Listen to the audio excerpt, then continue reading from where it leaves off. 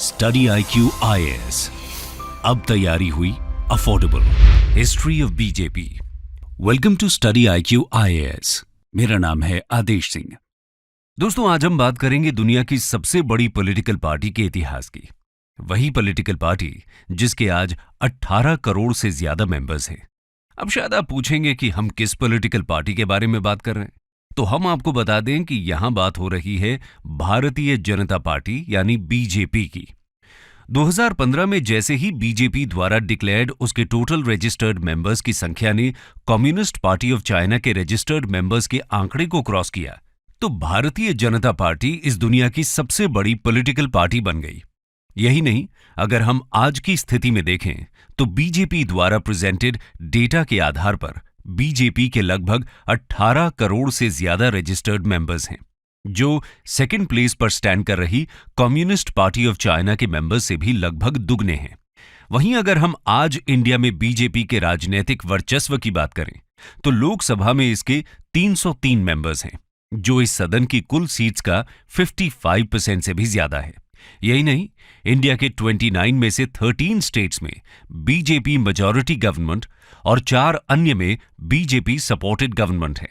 तो ऐसे में इस पार्टी के इतिहास के बारे में चर्चा करना तो लाजमी है, ताकि ये समझा जा सके कि जो पार्टी महज 4 दशक पहले ही बनी थी, वो आज दुनिया के शिखर पर कैसे पहुंच गई। तो चलिए आज हम जानते हैं इतिहास भारतीय जनता पार्टी का। Predecessors of Bharatiya Janata party. दोस्तों, 21 अक्टूबर 1951 को डॉक्टर श्यामा प्रसाद मुखर्जी ने राष्ट्रीय स्वयं सेवक संघ की सहायता से भारतीय जनसंघ की नींव रखी। यहां हम आपको बता दें कि श्यामा प्रसाद मुखर्जी इससे पहले इंडियन कॉन्स्टिट्यूएंट असेंबली के मेंबर थे। साथ ही वो जवाहरलाल नेहरू की फर्स्ट कैबिनेट में minister of industry and supply भी नियुक्त किए गए थे। लेकिन 1950 में हुए नेहरू लियाकत पैक्ट के विरोध में उन्होंने अपने पद से इस्तीफा दे दिया और ठीक इसके बाद वो भारतीय जनसंघ के जन्मदाता और पहले प्रेसिडेंट बने। दोस्तों, उस समय इस नवोदित पार्टी का मकसद था इंडिपेंडेंट इंडिया में हिंदुओं की कल्चरल आइडेंटिटी की रक्षा करने के साथ साथ कांग्रेस और मुख्य रूप से जवाहरलाल नेहरू की परसीव्ड मुस्लिम अपीसमेंट पॉलिसी का विरोध करना। साथ ही जनसंघ की मांग थी कि जम्मू और कश्मीर का भारत में पूर्ण रूप से विलय कर लिया जाए। लेकिन उस दौर में कांग्रेस का एक छत्र राज था, जिसके चलते 1951-52 में हुए इंडिपेंडेंट इंडिया के पहले जनरल इलेक्शंस में ये पार्टी केवल 3 ही सीट्स जीत पाई। इसके बाद ये पार्टी खुद को मजबूत कर ही रही थी कि 1953 में श्यामा प्रसाद जी के आकस्मिक निधन से इसे एक गहरा झटका लगा। लेकिन इसके कुछ ही समय बाद उस समय राष्ट्रीय स्वयं सेवक का एक जाना माना चेहरा रहे पंडित दीनदयाल उपाध्याय जी ने जनसंघ को एक नई दिशा दी।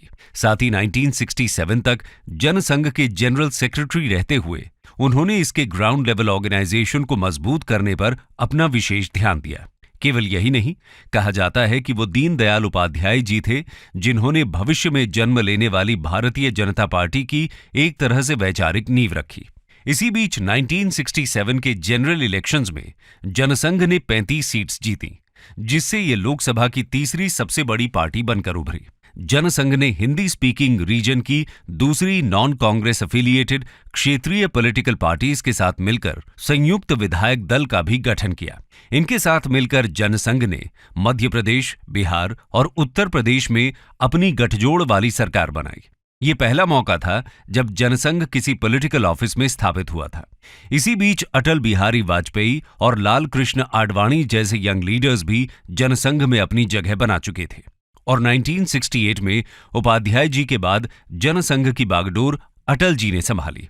इस दौरान यूनिफॉर्म सिविल कोड का गठन, गौ हत्या पर प्रतिबंध और जम्मू कश्मीर के स्पेशल स्टेटस को खत्म करना ही इस पार्टी का मेजर एजेंडा था। इसी दिशा में जनसंघ अपनी राजनीतिक पकड़ मजबूत कर ही रहा था कि 1975 में श्रीमती इंदिरा गांधी ने देश में इमरजेंसी लगा दी, जिसके विरोध में जनसंघ ने भी अन्य ऑपोजिशन पार्टीज के साथ मिलकर आंदोलन का मोर्चा खोल दिया। इमरजेंसी के विरोध में हुए इस नेशन वाइड प्रोटेस्ट के चलते जनसंघ के हजारों कार्यकर्ताओं को कांग्रेस सरकार ने जेल में डाल दिया। लेकिन जब 1977 में इमरजेंसी को ऑफिशियली हटाया गया और फ्रेश जनरल इलेक्शंस ऑर्गेनाइज कराए गए, तो जनसंघ ने इंडिया के पॉलिटिकल स्पेक्ट्रम की सभी ऑपोजिशन पार्टीज जैसे सोशलिस्ट पार्टी, कांग्रेस ओ और भारतीय लोक दल के साथ मिलकर जनता पार्टी को जन्म दिया। परिस्थितियों की वजह से एकजुट होकर बनी इस नई विलक्षण पार्टी का सिर्फ एक ही उद्देश्य था, इंदिरा गांधी की कांग्रेस पार्टी को हराकर सत्ता से बेदखल करना। और जब इस चुनाव के नतीजे आए तो वो हो गया जिसकी किसी ने कल्पना भी नहीं की थी। देश में पहली बार कांग्रेस सत्ता के बाहर थी और जनता पार्टी की सरकार गठित हो रही थी। इस न्यूली फॉर्म्ड गवर्नमेंट ने मोरारजी देसाई को देश का प्रधानमंत्री नियुक्त किया, लेकिन इस गवर्नमेंट में सबसे बड़ा शेयर जनसंघ का ही था। इस चुनाव में जनसंघ को 93 सीट्स मिली थी, जो इस पार्टी को मिली कुल सीट्स का 31% था। इस नवनियुक्त गवर्नमेंट में जनसंघ के प्रीवियस लीडर अटल बिहारी वाजपेयी को मिनिस्टर ऑफ एक्सटर्नल अफेयर्स बनाया गया। ऐसे गठजोड़ से ये मिलीजुली सरकार बन तो गई, लेकिन इसके कंस्टिट्यूएंट पार्टीज के बीच सामंजस्य यानी कंपैटिबिलिटी का अभाव था। और ऐसा इसलिए भी था क्योंकि इसकी अलग अलग कंस्टिट्यूएंट पार्टीज की आइडियोलॉजीज भी एक दूसरे से काफी डिफरेंट थी, जिसके चलते इसके एक घटक दल ने आरएसएस एसोसिएटेड जनसंघ के मेंबर्स से इस ड्यूअल मेंबरशिप को खत्म करने की मांग की, लेकिन उनकी इस मांग को जनसंघ के मेंबर्स ने मानने से इनकार कर दिया। इसके चलते जनता पार्टी का एक फैक्शन जनता पार्टी सेक्युलर के नाम से इस सरकार से अलग हो गया, और इसका नतीजा ये हुआ कि मोरारजी देसाई की ये मेल जोल से बनी सरकार गिर गई। ऐसे में 1980 में जनरल इलेक्शंस फिर से ऑर्गेनाइज हुए, लेकिन इनमें जनता पार्टी ने बहुत बुरा परफॉर्म किया और केवल 31 सीट ही जीत पाई, जिसके बाद अप्रैल 1980 में अपनी इस करारी हार की विवेचना करने के लिए बुलाई गई जनता पार्टी की नेशनल एग्जीक्यूटिव पार्टी की मीटिंग में यह फैसला किया गया कि पार्टी के सभी मेंबर्स को अपनी ड्यूअल मेंबरशिप छोड़नी होगी। इशारा साफ था, जनसंघ के मेंबर्स के पास सिर्फ दो ही रास्ते थे, या तो वो जनता पार्टी को चुने या फिर आरएसएस को। लेकिन इस मांग के उत्तर में जनसंघ के मेंबर्स ने जनता पार्टी का साथ छोड़ने का फैसला कर लिया, और इस तरह जनता पार्टी से अलग होकर पूर्व में मुख्य रूप से जनसंघ का पार्ट रहे आरएसएस एफिलिएटेड मेंबर्स ने मिलकर 6 अप्रैल 1980 को भारतीय जनता पार्टी को जन्म दिया, जो आने वाले समय में भारतीय राजनीति का केंद्र बनने वाली थी। तो चलिए यहां से अब हम अपनी कहानी के अगले भाग में चलते हैं, the rise of Bharatiya Janata party. दोस्तों, यहां तक हमने देखा कि किस तरह भारतीय जनता पार्टी भले ही आज से लगभग 4 दशक पहले बनी हो, लेकिन उसके उद्गम की भूमिका भारत की आजादी के साथ ही बननी शुरू हो गई थी। हालांकि बीजेपी एक नवोदित पॉलिटिकल पार्टी थी, फिर भी इसमें जनसंघ के ओरिजिनल स्ट्रक्चर की झलक साफ देखी जा सकती थी। यही कारण है कि बीजेपी के पहले प्रेसिडेंट भी उस समय जनसंघ का प्रमुख रहे अटल बिहारी वाजपेयी जी ही थे। अपने शुरुआती दिनों में इस पार्टी को अपनी जमीन तलाशने में बहुत सी दिक्कतें आईं।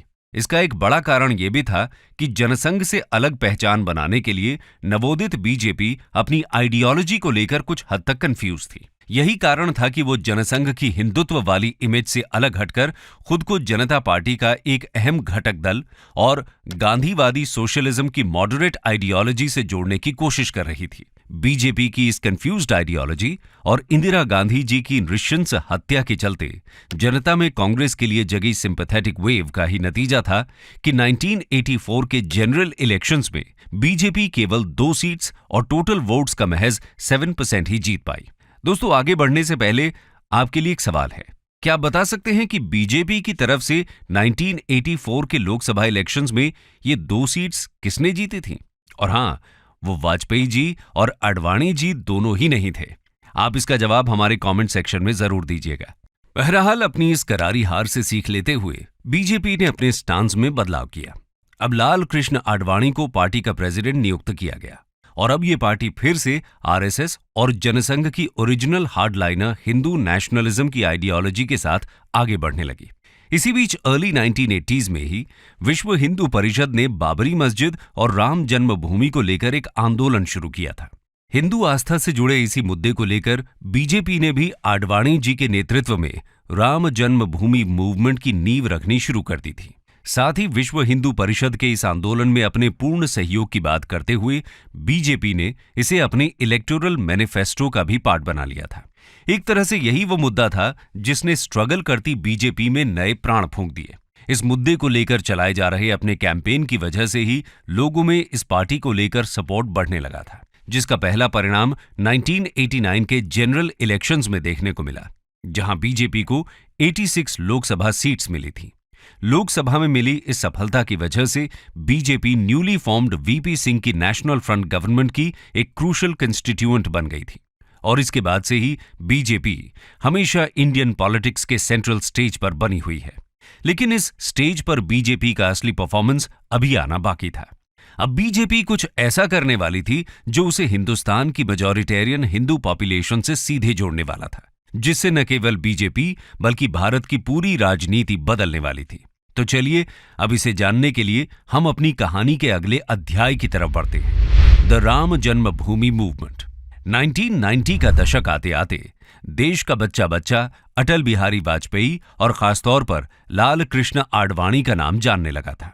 इसी बीच सितंबर 1990 में आडवाणी जी ने अयोध्या में राम मंदिर बनाए जाने के सपोर्ट में सोमनाथ से अयोध्या तक रथ यात्रा निकालने का आह्वान किया और इस रथ यात्रा के साथ ही भारतीय राजनीति केसरिया रंग से रंग गई।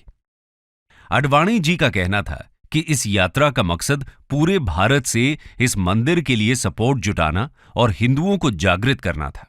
लेकिन इस रथ यात्रा के संदर्भ में फेमस हिस्टोरियन रामचंद्र गुहा का कहना है कि रथ यात्रा प्रतिबिंब थी हिंदुत्व की, धर्म युद्ध की, पुरुषार्थ की और एक हद तक मिलिटेंट हिंदू नेशनलिज्म की। खैर, इस यात्रा को चाहे किसी भी चश्मे से देखा जाए, लेकिन इस पूरी यात्रा के दौरान आडवाणी जी अपने पब्लिक स्पीचेस में गवर्नमेंट पर मुस्लिम तुष्टीकरण और स्यूडो सेक्युलरिज्म की आड़ में हिंदुओं के लेजिटिमेट एस्पिरेशंस को दरकिनार करने का आरोप लगाते रहे। इस बीच वो इस मूवमेंट और अपनी पार्टी के लिए जनता से सहयोग की अपील भी करते रहे। इस यात्रा के चलते बिहार के तत्कालीन मुख्यमंत्री लालू प्रसाद यादव ने आडवाणी जी के प्रिवेंटिव डिटेंशन में डाले जाने के ऑर्डर रिलीज कर दिए। लेकिन इसके बाद भी हजारों की संख्या में कारसेवक या रिलीजियस वॉलंटियर्स अयोध्या पहुंचने लगे। उत्तर प्रदेश में इस बढ़ते जमावड़े को देखते हुए उत्तर प्रदेश के तत्कालीन चीफ मिनिस्टर मुलायम सिंह यादव ने हजारों कार सेवकों को डिटेन करने के ऑर्डर्स दे दिए। लेकिन उसके बाद भी बहुत से कार सेवक अयोध्या पहुंच गए। इसे देखते हुए अयोध्या में पैरामिलिट्री फोर्सेस लगानी पड़ी।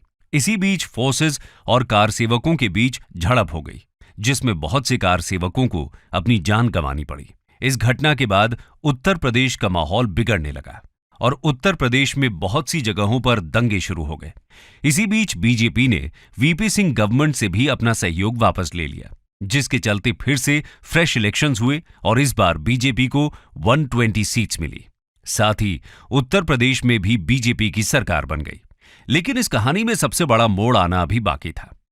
6 दिसंबर 1992 राष्ट्रीय स्वयं सेवक संघ और उसके एफिलिएट्स ने एक रैली ऑर्गेनाइज की, जिसमें विश्व हिंदू परिषद और बीजेपी के 1 लाख से ज्यादा एक्टिविस्ट शामिल हुए। ये रैली अयोध्या के उसी विवादित राम जन्मभूमि के पास ही हो रही थी। लेकिन उसी दिन संदिग्ध परिस्थितियों में ये रैली उग्र हो गई और इसमें शामिल हुई लाखों की भीड़ ने विवादित बाबरी मस्जिद पर हमला करके उसे तहस नहस कर दिया। ये घटना एक अर्थक्वेक के समान थी, जिससे निकलने वाली तरंगे आने वाले बहुत से हफ्तों तक देश के अलग अलग हिस्सों में हिंदू मुस्लिम दंगों के रूप में फैलती रही और देश भर में हुए इन दंगों में हजारों लोगों की मौत हो गई। इस विवादास्पद घटना के बाद गवर्नमेंट ने विश्व हिंदू परिषद को बैन कर दिया और साथ ही आडवाणी और अन्य बीजेपी लीडर्स को भीड़ को उकसाने और उग्र भाषण देने के आरोप में अरेस्ट कर लिया। इस घटना के बारे में बहुत से हिस्टोरियंस का मानना है कि ये एकाएक हुई घटना नहीं, बल्कि सोची समझी प्री प्लान्ड कंस्पिरेसी थी।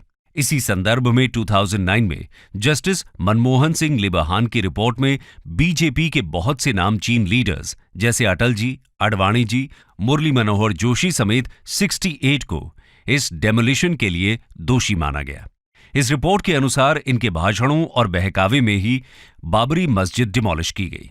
साथ ही उस वक्त की कल्याण सिंह की यूपी स्टेट गवर्नमेंट को भी इस घटना में शामिल माना गया। लेकिन 30 सितंबर 2020 को आए सुप्रीम कोर्ट ऑफ इंडिया के फैसले में इन सभी लीडर्स को दोषी न मानते हुए इन्हें बरी कर दिया गया। अब इन तथ्यों और उनकी विवेचना के आधार पर हम इस घटना को किसी भी तरह देख सकते हैं। लेकिन फिर भी इस सब के बीच भी जो एक बात स्पष्ट रूप से नजर आती है वो ये कि आजाद भारत के इतिहास की शायद यही वो सबसे बड़ी घटना है जिसने हिंदुस्तान के आने वाले कल को हमेशा के लिए बदल कर रख दिया। खैर, यदि हम अपनी कहानी में आगे बढ़ें तो हम देखेंगे कि बीजेपी ने इसी दौरान राम जन्मभूमि से जुड़ी इस रथ यात्रा के अलावा भी एक यात्रा की थी, और वो थी दिसंबर 1991 में तत्कालीन बीजेपी प्रेसिडेंट मुरली मनोहर जोशी के नेतृत्व में की गई एकता यात्रा।